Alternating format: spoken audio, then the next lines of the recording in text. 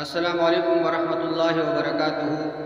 پیارے بھائیوں، میں نے آپ کے لیے ایک بہترین ٹاپک لایا ہے، آئیے چلتے ہیں ہم اپنے ٹاپک کی طرف۔ الحمد للہ وکفا وسلام علی عباده الذین اصطفى، اما بعد فاعوذ باللہ من الشیطان الرجیم، بسم اللہ الرحمن الرحیم۔ عن ابی ہریرہ رضی اللہ تعالی عنہ ان رسول اللہ صلی اللہ علیہ وسلم قال لا تجعلوا بيوتكم مقابر وإن البيت الذي تقرأ فيه البقرة لا يدخله الشيطان، أو كما قال على النبي صلى الله عليه وسلم إن الله وملائكته يصلون على النبي يا أيها الذين آمنوا صلوا عليه وسلموا تسليما، اللهم صل وسلم دائما أبدا على حبيبك خير الخلق كلهم۔ میرے پیارے بھائیوں اور بہنوں، السلام علیکم ورحمۃ اللہ وبرکاتہ۔ ہمارے آج کی موضوع ہے سورہ بقرہ کی فضیلت۔ پیارے بھائیوں، سورہ بقرہ قرآن مجید کی سب سے طویل سورت ہے، جو مدنی سورت ہے۔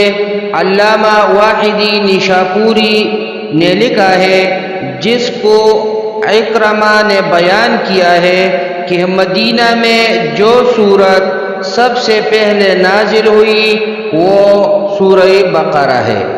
سورہ بقرہ کی 286 آیات، 6080 کلمات اور 25500 حروف پر مشتمل ہے۔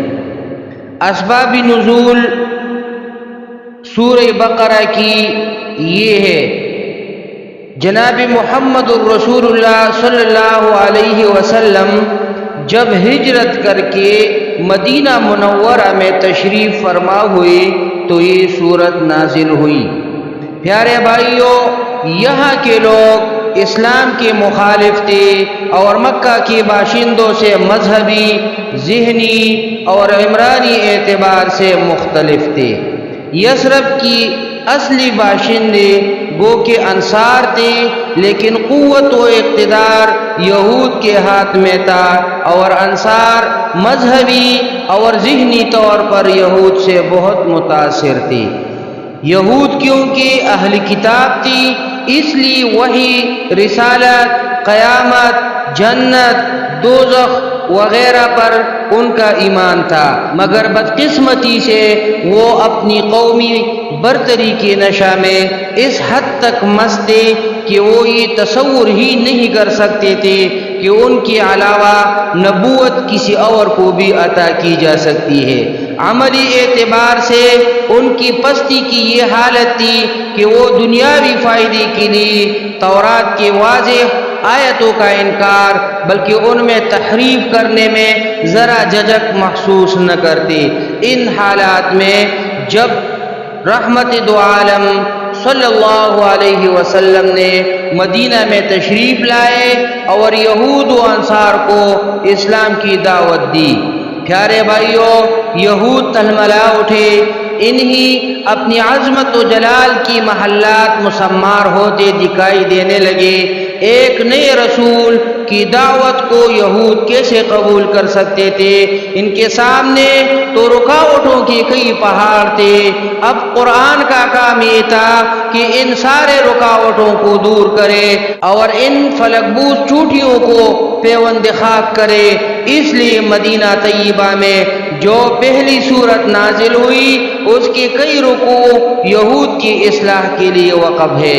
پیارے بھائیوں، امام نووی بیان کرتے ہیں سورہ بقرہ کی فضائل میں متعدد احادیث وارد ہوئی ہے۔ نواس ابن سلیمان کلاوی بیان کرتے ہیں کہ نبی کریم صلی اللہ علیہ وسلم نے فرمایا، قیامت کے دن قرآن مجید اور اس پر عمل کرنے والوں کو لایا جائے گا، ان کے آگے سورہ بقرہ اور سورہ آل عمران ہوں گی۔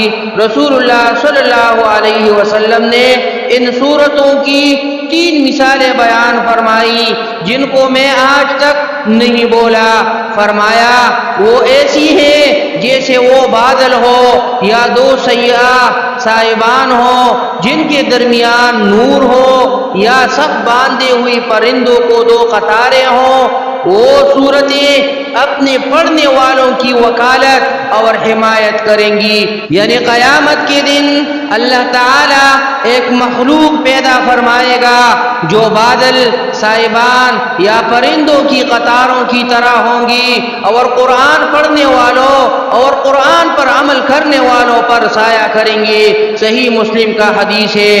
صحیح مسلم جلد نمبر 1 صفحہ 271 پر ایک اور حدیث ہے۔ حضرت ابو مسعود رضی اللہ تعالی عنہ نے بیان کیا کہ رسول اللہ صلی اللہ علیہ وسلم نے فرمایا، جو شخص رات کو سورہ بقرہ کی آخری 2 آیتیں پڑھے گا وہ اس کو کافی ہوں گی۔ سنن نسائی میں ایک اور حدیث ہے۔